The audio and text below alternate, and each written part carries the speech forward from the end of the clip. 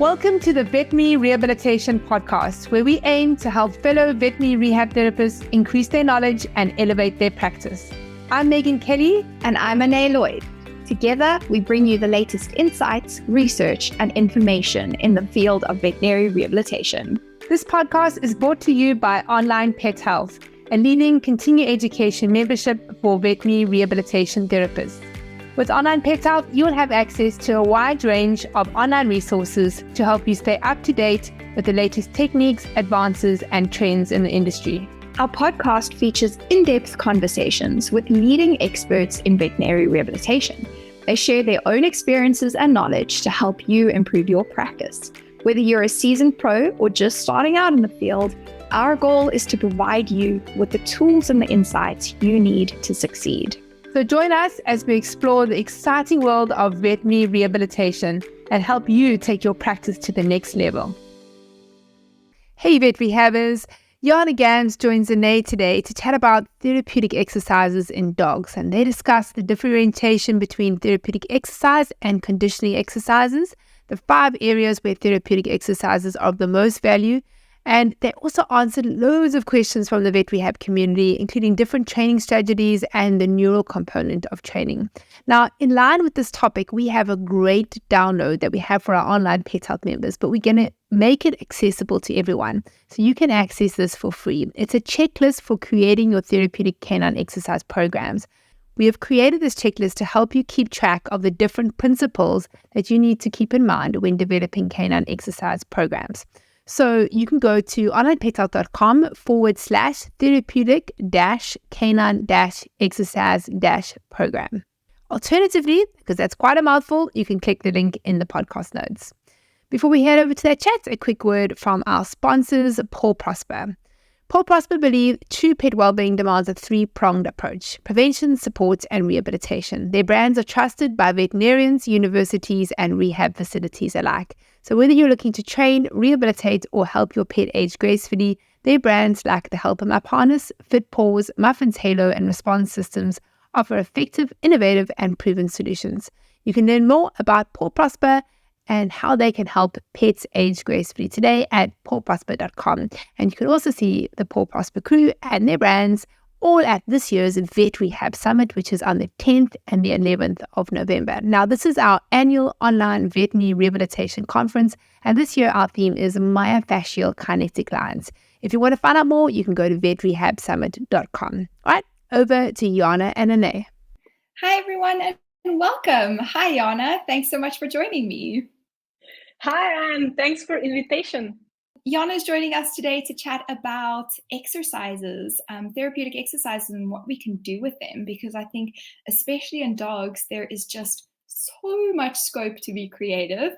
And Jana's really been showing her creativity in the last, year or 2 or 3, maybe longer than that. 5. 5. Wow. Okay. Amazing. Jana, will you please introduce yourself and your interest in therapeutic exercises? Okay, so my name is Jana Gams, and I'm a veterinarian and a certified canine rehabilitation practitioner. I'm also the founder of Dogs for Motion Canine Rehabilitation and Sports Medicine Center. We are located in Slovenia, Central Europe, where I work with canine clients and their owners on a daily basis, including also participants of big international sports events.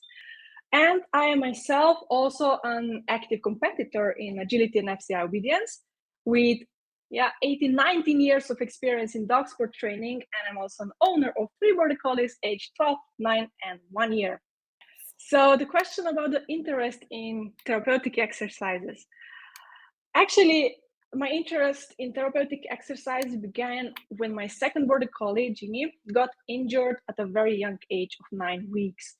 So what happened was I was carrying her downstairs, and unfortunately we both fell. And so Ginny, my puppy, she ended up with a fracture of tibia. So she had to go through a surgery. And we also missed quite some important weeks of puppyhood. I was still a vet student then, with very little clue about rehab that even exists, and yet even how much one can make in the terms of improved physical well-being and also abilities of dogs. So the leg healed after surgery. We began training agility. We began training obedience. She was doing fine, actually. And at one point, I got an opportunity to sign up for a preventative musculoskeletal checkup from a professional abroad. And this is when I learned that such things as muscle imbalance and loss of range of motion even exist. And I also learned that you can target these weaknesses and improve them with rehab and with therapeutic exercises. So you see, I love training with dogs and training them for sport performances, training them for fun tricks. Do you know that I even trained them to act in commercials and movies at a certain part of my past? Really? Yeah. Now imagine me learning I can take on therapeutic exercises that look like fun tricks while also addressing my dog's physical weaknesses to in fact improve her performance abilities and help prevent further injuries or compensatory changes that could otherwise develop within her body. And I think this was my breaking point. And this is what I want to do in my life, and taking on further studies about rehab, about sports medicine, and practicing, and coming up with all these possible therapeutic exercises the dog can enjoy participating in and benefiting them. And in the end, this is what motivates also the owner to continue practicing them to further gain benefits. I love that. Thank you, Jana. I think that's so you really found like that thing that makes you tick. I think that's so exciting. That's amazing. Because yes, I mean we know, as rehab therapists, we know that therapeutic exercises are important, and especially in canines, generally I would say like it makes up half your session. Sometimes it makes up more than half a kind of normal session, if we can put a normal label on rehab. But so it does make up a big part of what we're doing. But I think that we often get kind of stuck in just doing the same things. And many of us, without a training background, you don't think of the different possibilities. So for you, where have you found therapeutic exercises to kind of be the most valuable? Like in which patient group or in which kind of area has it really stood out for you? So, well, that is a broad question, actually. Yes. I think first I would like to highlight like 5 major advantages of both therapeutic and conditioning exercises. And by that, I mean therapeutic exercises for me are the ones we prescribe in rehab. So post-injury, post-surgery, in convalescence. So when animals are recovering from any illness that resulted in loss of physical condition, and we need to gradually regain it back to the dog's abilities. And also at certain chronic conditions such as osteoarthritic dogs, neurologic patients, and so on. Conditioning exercises are the ones we prescribe to healthy animals to further improve their physical condition, their performance abilities. All of these are needed for the dogs to withstand the loads better that happen during their daily life activities, sports, or work. So I kind of can say that I have like 5 benefits of exercising that I find to be of most value. So one is definitely improving the range of motion in joints and muscles, and that means how optimally a joint can flex or stretch. So when a joint has limited mobility, it cannot move through its full range of motion. And this can restrict the normal movement patterns, and it also leads to stiffness and tightness in the surrounding muscles, also tendons and ligaments. And limited range of motion can affect like overall movement efficiency and performance. And also by that, increasing the risk for injury, decreasing functionality, and also decreasing the quality of life. The second thing, I think this one, the most people most know about it, is improving the strength of tissues and cardiovascular abilities. Of course, to withstand loads better. So either loads from the daily life or loads happening in the sports or work. And therefore, we can actually directly increase the dog's ability to participate in activities better.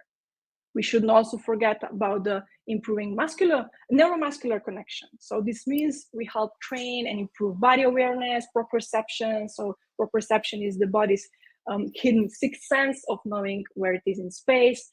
We can also improve reaction time, that improves balance. So if a misplaced step happens to the dog, they're more likely to react in time before a fall or a crash happens. Also, we shouldn't forget about the mental stimulation. So performing a variety of moves and tasks, it really brings a welcome opportunity to provide like also mental stimulation to dogs and helps prevent boredom, destructive behavior, also helps to reduce anxiety and stress, and also enhances learning capacity and boosts confidence. So I think this is a very important aspect also for puppies and for senior and compromised dogs. And I also see performing exercises, it improves the bond. So this human-dog relationship and also effective communication. So exercises are fun to do. And I had so many clients really benefiting from engaging in such training sessions because it really enhances the connection and understanding between dogs and their owners. So I think with this answer, I also think I covered that I believe exercises are an essential part of the dog throughout their entire lifetime. So basically from puppyhood to their senior years, and of course for all dogs in between, whether they are suffering from illness or they are healthy, active dogs that participate in activities. Because therapeutic and conditioning exercises can really directly improve the animal's overall physical and mental well-being. It's just how well we know to adapt the training program to meet a certain age or condition needs. Okay, you've given so much information there, Jana. Thank you. Okay, Jana, I'd love to actually focus a little bit more on some of the stuff that you've said, because first you said, like, let's separate therapeutic versus conditioning and think about them differently. And you see exactly me, therapist without a competitive or training background, I'm just like, exercise gets the label therapeutic. It's all the same thing, but yeah, I can completely see that there's a separation when you want to rehabilitate from injury or dysfunction and then make that transition to return to performance or optimizing performance. So that's very exciting. Okay, so with the range of motion improvement, again, I would love to say, right, when we think about, improving range of motion is my goal, then I'm going to do passive range of motion and I'm going to do stretches, and then I'm going to try and find some active range of motion exercises that are applicable to that area, right? So you would be looking a little bit more at this active range of motion component in creating these exercises. Do you think that, I think we have a study in the members portal that looks at active range of motion versus strengthening versus stretching for improving range of motion. And it found strengthening to be the more beneficial, if I remember correctly, because now I have to go and remember what that said. So is that what you're kind of finding? Are you getting better range of motion improvements when you're trying to achieve this goal through active movement, through exercise? So it depends on the case, actually, I would say. If you have like major adhesions going on in the joints or stiffened joint capsule, I think joint mobilizations are really an indispensable part of the rehabilitation. If you have like muscle contractions or something like that, then for sure stretching is something that can make a difference, and maybe just the active exercises wouldn't be enough because maybe the tissue isn't ready for that, or maybe the animal isn't ready for that at all. But once we can achieve like a good range of motion, or maybe the animal is able to achieve a good active range of motion through the exercises, then I would say this is definitely a place where active exercises come in, because they directly target the ability of the dog's neuromuscular component, and of course also this strength component, provide benefit in a way that the animal can actually use this later on. So not just be able to achieve it, but actually to learn to use it in a way, because they actively fire their muscle fibers, they actively move their limbs through a wider range of motion. And I think this is what brings the difference. But like I said in the beginning, I think each of them has a special place in the rehab and in the, of course, also the conditioning part. So that's my view on it. Awesome. We have a question from one of our listeners. How did your puppy Tide take to equipment growing up? Any hesitation? So I'm going to assume that those are that's exercise equipment, because we're talking about exercise. So yeah, any hesitations, any thoughts on that? Actually, no. And why is that? because I really believe in setting the dog up for success. So regardless of what you train, what you do, which exercise you take, basically any thing you take your puppy or any dog actually through any experience, I always try to find a way that it makes it easy for the dog, like in a positive reward-based approach. And it's the same with exercises. So I never expect from a dog that knows nothing or very little, to call it like this, and expect them to perform something on equipment or perform a move or something like that. So for me, they're like a blank paper, and I just like to think about how to start with little behaviors that I teach them. And through that, actually, yeah, I started when I got him. He was 8 weeks. So more or less what I needed is that he knows how to take reward from me. And that's basically it. So we introduced him to surfaces, to some foundation behaviors, foundation moves. And as he grew up, I was able to do more and more with him.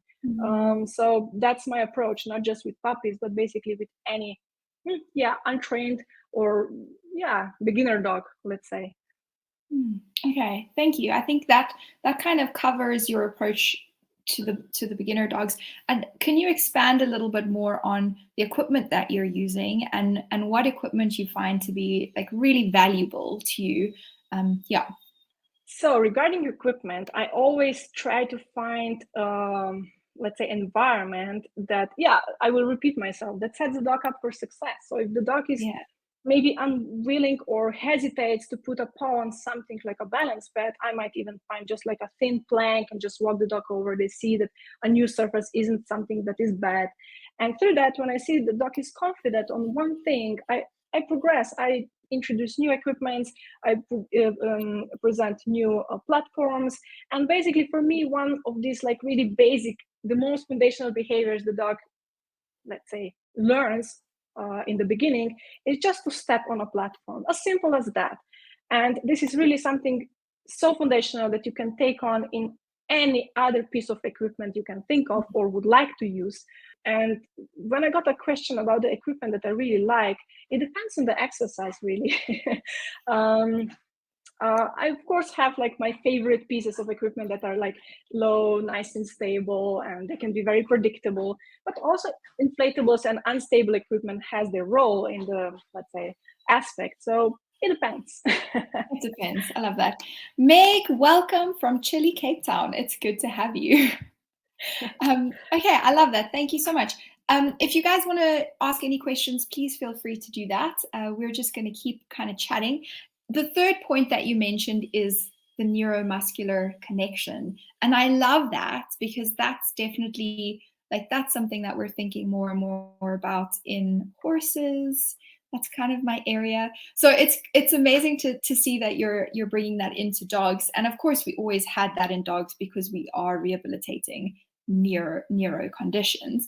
But there's more than just that neurological, there's a neurological lesion that we're rehabilitating, right? When we're thinking about that neuromuscular connection, when we're thinking about proprioception. So how do you kind of target that goal with therapeutic exercises? What are some of your things that you will focus on when you're trying to build that connection and that body awareness? Yeah, I love to use targets. Like we mentioned equipment, but basically my equipment stands as target. So I like to introduce dogs to a variety of positions that they learn. So front feet up, rear feet up, side legs up, maybe stepping over bars, inclines, declines, and also all the moves actually within this that the dog can perform. And basically anything that targets the dog to perform something on their own, it improves proprioception abilities. It gives them this sense of their body, and that really directly, I think, improves, like I said, the balance component and just this reaction time. And we can have like both the improved performance, which everybody wants and likes, and also reduce risk of injury because they will be more able to recognize where their feet are. So just like imagine, I don't know, a young puppy or a growing dog with legs all over the place, and even when they just like run, they stumble and they make like all sorts of different things. But if this continues to the adult life, and the dog keeps being so clumsy, of course, yeah, many things can happen that we don't like. And that's often the case, right, with like very high drive, energetic dogs, is that they maintain that lack of awareness of their body and they continue to be clumsy. I've always found that very interesting because you're the ones that move the most, but they do it fast. I see the question. I'd love to just expand on this point because I think that I'd love to ask you about the training techniques that you use, because I think that directly connects with that that neural awareness, right? Because when we use things like positive reinforcement, then we're increasing the cortical mapping and we're increasing the motivation of the dog to have an even greater effect on how they're moving their body and their awareness of their body. And before you comment on that, I'm sorry, now I'm saying too much, but Amy Hesbach did a load of webinars for us on neurodynamics. And this was one of the things that she spoke about, is when we can increase motivation and we can increase that self-learning component, then we're going to have that kind of neural feedback and we're going to be able to improve the cortical mapping, etc. So the training techniques that you use, Jana, is this one of the reasons why you choose them? Why do you choose the techniques that you do choose, and what are you using? So again, I would repeat that I'm a great advocate of positive reward-based training approach. So I like to teach dogs exercises from scratch by using treats to reward them for foundational behaviors that we then evolve and shape as the dog progresses, both in understanding and of course strength. And I believe that only an animal that is confident and motivated and happy to perform a certain position or move will truly gain from all its benefits. So I don't like to force the animal into position. I think it really breaks the connection and spirit of the animal. And on that point, I often get questions like, well, what if the animal doesn't want to take food as a reward? And I say, well, at least we have some praise and encouragement possibilities under our nose. And if nothing else, I'm sure we can get the dog at least to follow the owner through some slalom, for example, over quality rails, or even over some steps. And many, many times I see it happens, the dog starts to enjoy it to the level they even start taking food rewards. So this is what I believe, and yeah, this is what training methods I use. So I like to have dogs that are confident and motivated.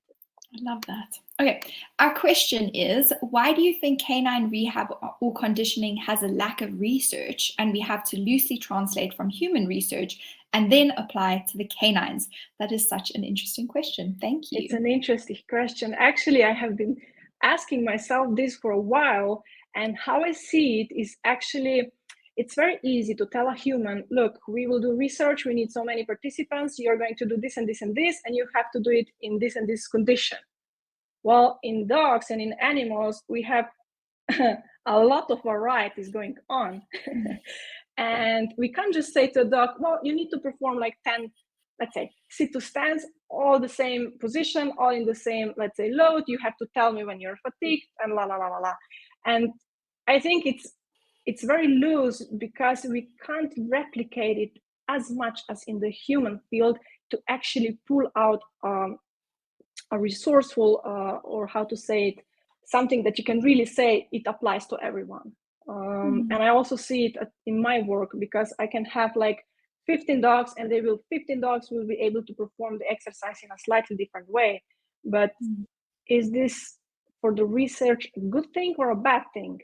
And at the moment, also what I see from a research perspective, what is available are mostly the moves that are easy to replicate. So it's either some running or some really foundational moves and, cardiovascular health, but anything that is more complicated, more dynamic, or maybe even is using more invasive measuring techniques, it's a bit more challenging to get there. And I think we still need to think about how to adapt the environment and how to teach the dogs in front of that. But then if we teach them in front of that, is it something that is, again, going to be extrapolated or no? So I think from one question I can get like 20 more questions and we can get this discussion going on.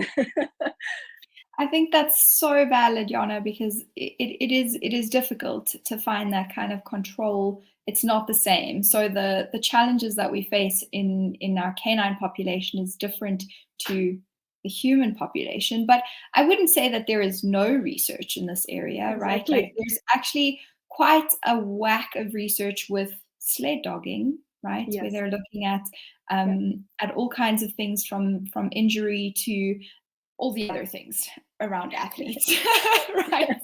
Physical Cardiovascular and abilities. all the Yeah, other things, right? So indeed. there's quite a bit in sledding dogs, but then you're again, okay, well, that's relevant to the sledding population. Is it also only relevant to those breeds? Does it extrapolate to the others? Yes, But and it we shouldn't starts to give forget, us, if I can just like cut through your word, we shouldn't also forget that in dogs we have major differences among the breeds. And actually, it was found out that, for example, a greyhound has a very higher percentage of fast twitching fibers in their like just genetics.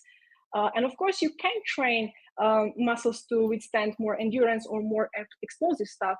But some breeds have predisposition more for this. And for example, sled dogs and terriers and stuff like that, they have more of the endurance component. And again, we can't just take like a random group of dogs because we have so many differences in the genetics already. So actually, it was like research wise, I think we should be, or we have to be very specific, because again, a research done on greyhounds might not apply to the Alaskan Malamutes or terriers.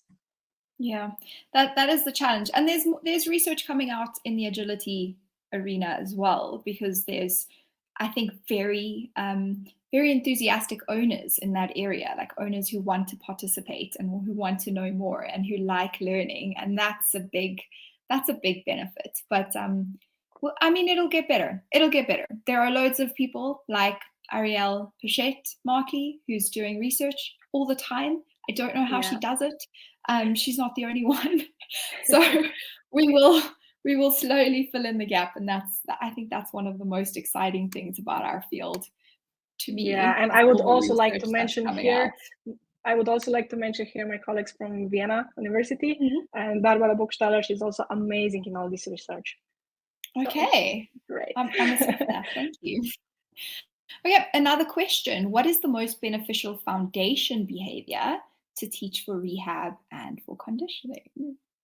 For me, targeting skills, I would say just like understanding the dog learns how to place their front feet on something and hind feet on something, and you can do everything out of that later on. Can you talk us through that a little bit more? Like for someone who's never done targeting, how do you separate targeting with your nose to targeting with a front foot to targeting with the left front foot to targeting with the right hind foot? You know, how do you kind of separate? How do they know what you're targeting? Like which body part, please? I actually love to do it through equipment setups. That I said so clearly, the dog really understands it from the beginning. And if it's my desire to really teach them to perform certain moves independently, I can definitely take it on and just progress and shape the dog through the sessions that are coming. But if I want to just stay in the area where I need a dog to work on a specific exercise, because at this stage we have to, let's say, address it, I can also do it without the dog that really learns how to lift their hind paw on cue, for example. And if the dog knows how to come just like towards you and step on a low platform, this is already an excellent thing that you can use. And just inviting the dog forward and stop them when they keep their hind feet on and the front feet already in front on the floor, this is the next thing. And then I can just like combine the two and have the dog to come and stand on two pieces of equipment, so with front and with the rear feet on something. And from that, I can get like different moves, like stepping down maybe. And then just, teaching isn't just like, yeah, we got this and we will teach it. It's a journey.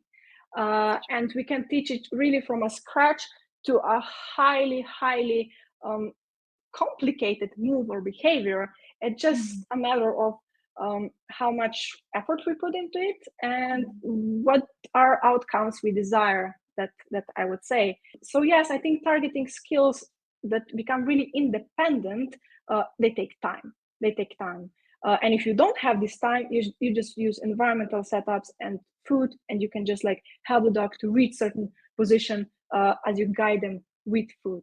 So what does that mean, that's independent? Like a targeting move that becomes independent? Yeah, what does that independent, I would say that I say a cue and the dog performs it. So I don't need them to guide them to reach certain positions, but they kind of recognize it. But for that, it really takes time. It takes repetitions, and it's really a training component more than the, let's say, rehab or therapeutic exercise component. Okay, cool. Another question. This is also a really great one. Thank you. Any tips or advice for new businesses in the field? What a good question.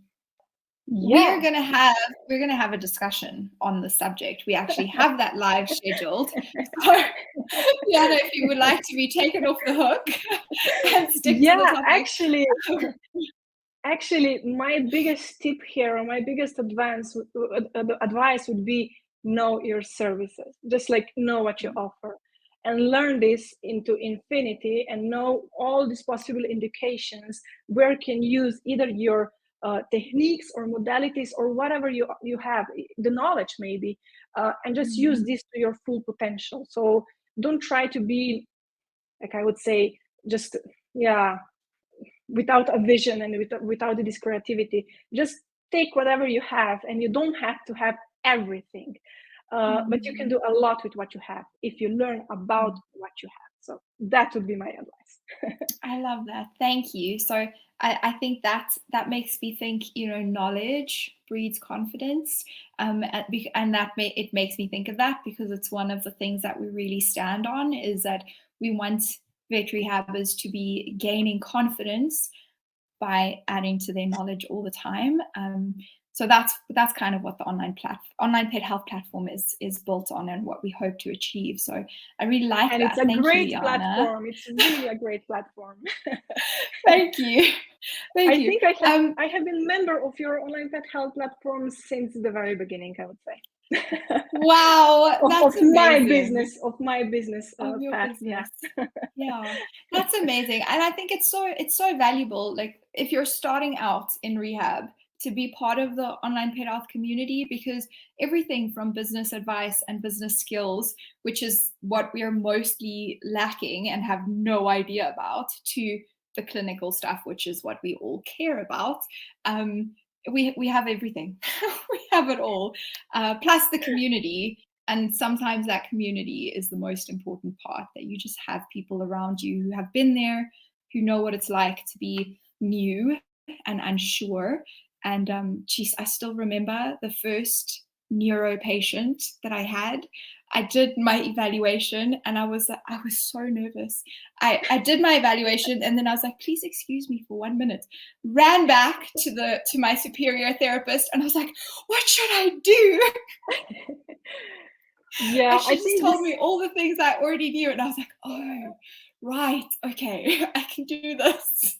Yeah, I think this confidence really is what we need in the beginning. So to just like check on things, even if you do it already, just to have like a proof I'm on the right way. Yes, and that's the other area. So like the first time, or when something is still new, you're continually checking yourself.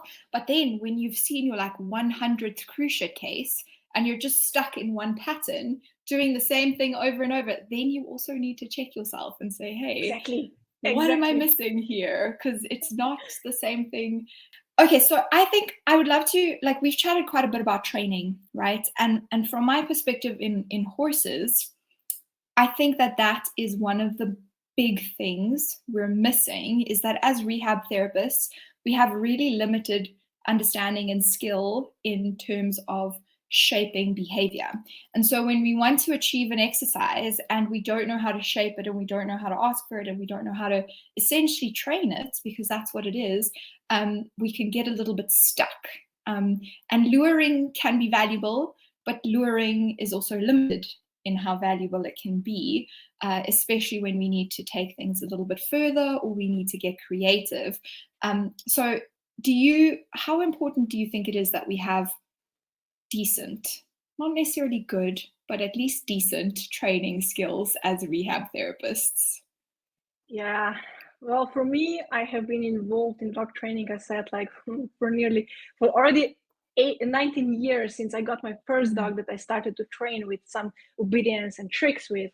And I think this training knowledge and skill I developed through years really is what brings me the confidence to really know how to motivate dogs, how to set them up for success so they can benefit from the training session without making errors, how to even achieve them perform a certain move right away with the help of, let's say, deliberate reward placement or targets that I mentioned, and to also have an eye for details and for the dog's emotional level during training session. But also, on the other hand, sometimes this is what backfires me a bit. I think because all dogs seem to work so nicely with me and I can achieve moves I desire really quickly, almost like right away. And when someone just watches, it seems so easy. And on the other hand, like, oh, how am I going to do it? So, of course, then this is the more challenging part. Also, with the clients that I work with, and for example, with the owners, I also need to educate the owner and teach them, and they need to learn how to perform the exercises properly if I would like to prescribe them to perform as a part of their homework plan. But I also enjoy teaching, so it's just that, yeah, in conclusion, I think I find training knowledge and skill to be really, really beneficial here. And if we lack it, I think my biggest recommendation would be to just get more involved in the training field and attend some webinars, attend some courses on that part. Even if you don't maybe own a dog, at least seeing how training process looks like, how dogs learn. And I think you can learn a lot by just getting more involved into this and just picking up little stuff, trying them with your patient, trying them with your dogs. And I think you will build in this part. So just don't stop trying and don't finish like, oh, I can't do it, I don't have this knowledge, Yeah. No, I love that. And I actually love that you mentioned that there's like this gap between training is kind of second nature to you because you've basically been doing it all your life. So then you stop thinking about how it's done because it just comes naturally.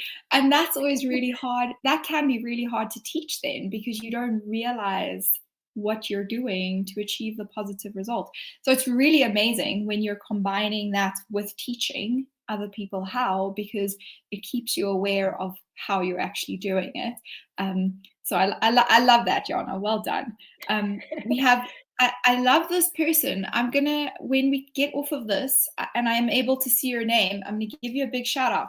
What's your favorite go-to Iliopsoas recovery therapeutic exercise? Where do you start with Iliopsoas? So whenever developing a therapeutic exercise program, for me, it is essential that we have a deep understanding of the dog's anatomy and movement. And if we are talking about the therapeutic exercises, that means we need to know about stages of healing, because we can provide isometric, concentric, as well as eccentric type of muscle activation. And in some stages of healing, we should avoid certain moves that would place, for example, too much stress for the healing phase the tissues are in. So if I have a question of what is my favorite go-to Iliopsoas recovery, my first question is, what stage of healing the dog is in? Because I'm going to have a very different answer depending the injury happened last week, or if the injury happened last month, or if the injury happened last year and the dog is still not well. And yeah, the iliopsoas muscle is a muscle that is really involved in a variety of movement. It stabilizes the spine, it's moving the hip joint, and basically all movement depends on the iliopsoas. And if this one is injured, we also have to think about it.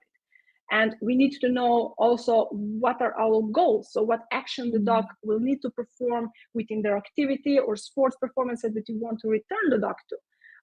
And I would say that also the true importance lies in how well we understand kinetics. And we can then mimic and replicate the moves that are happening within their activity, and also how them prepare. So everything really lies in being specific, I would say. So I don't I'd have love like to a simple reshape recipe. that question.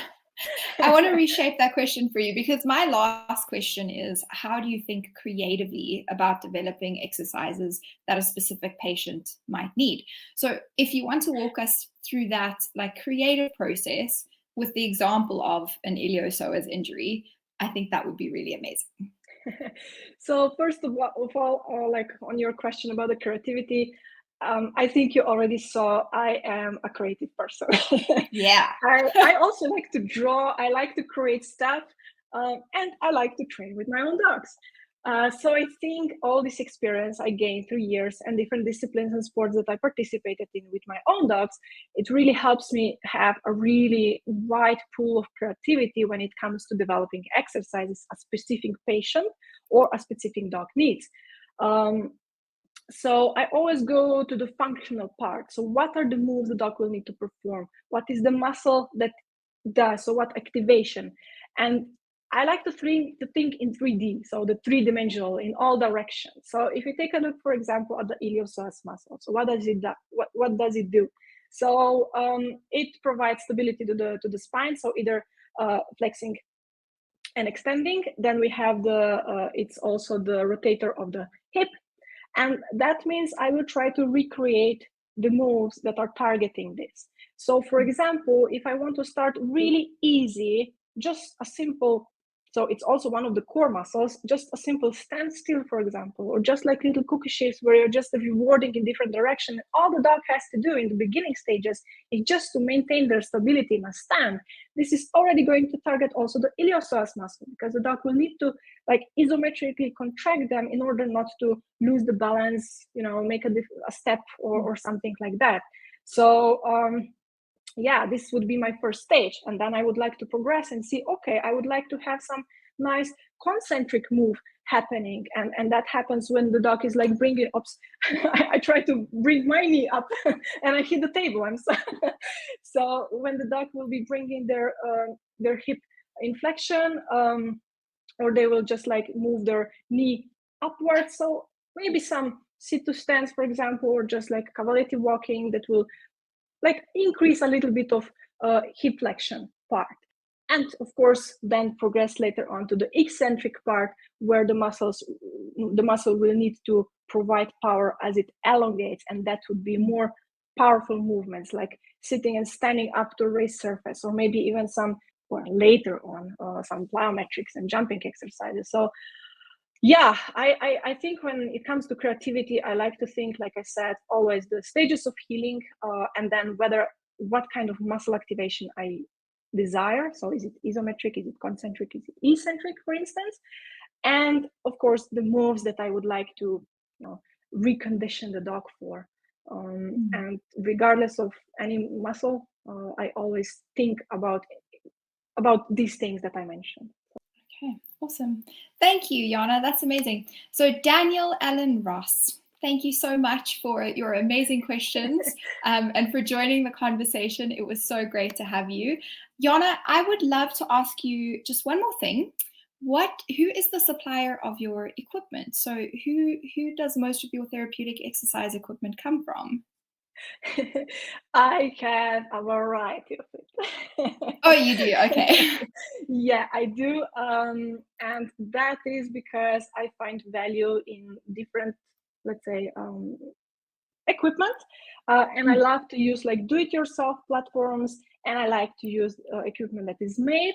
But if I have to point out some of the brands out there, for sure, I would say at the moment, I'm using stable platforms that are made from Flora Agility equipment that comes from Europe, from Poland actually. And I love also inflatables that comes from the Flexiness, and I love inflatables that comes from the Fitwell Sport. So I think these are the brands that contribute the majority of what I have.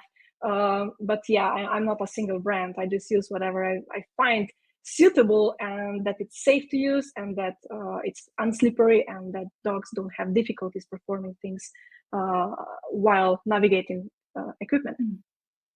Awesome. Thank you for answering that question. I wanted to take the opportunity to give a shout out to one of our one of our sponsors, FitPause, because I know that you have quite a few of their equipment. So FitPause does some amazing work, and they're one of our sponsors. They sponsor quite a few of our webinars.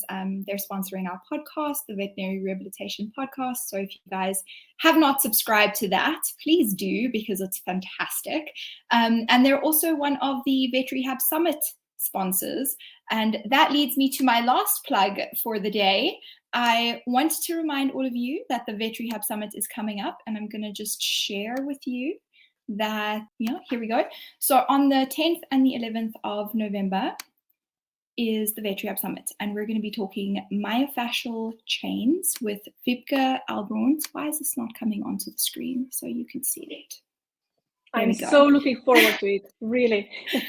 Amazing. I honestly can't wait. Yeah, I already have it booked in my calendar, That's the way to do it, Jana. Please, guys, book it in your calendar. This is a live event, okay? No recordings, live. You have to be there. And we have Wiebke and Rika live with us. It's an incredible opportunity to pick their brain. We have a bunch of Q&A sessions scheduled in so that we'll be able to just engage with them throughout both days. And it's canine and equine. And I think we definitely don't speak about the canine myofascial chains enough. It's time we got on board, guys, doggy guys, because it's really important. So please add that to your calendars, add that to your diaries. If you're a member of Online Pet Health, you get to come to the Vet Rehab Summit for free as a VIP attendee. Only our members get that access. So Jana, thank you so much for joining me, and I look forward to chatting to you again, where we're going to be kind of going into more of the business side of things in a few weeks' time. It was a pleasure. Awesome. Bye, guys. Bye-bye. If you enjoyed this podcast, please hit the subscribe button so you get notified every time I load a new podcast. I'm here every week talking to vet rehab therapists from all over the world about all things vet rehab. A big thanks to our sponsor, Paul Prosper. Their sponsorship allows us to be able to give this podcast to you for free. Please go and check them out. You can go to paulprosper.com. Don't forget to bookmark the next Vet Rehab Summit. It's on Friday the 10th and Saturday the 11th of November. Come and be a part of the world's largest online veterinary rehabilitation conference. It's created specifically for you, the vet rehabber community. Online Pet Health members, you get VIP complimentary access to the Vet Rehab Summit. For more information and continued education for vet rehabbers, you can go to onlinepethealth.com.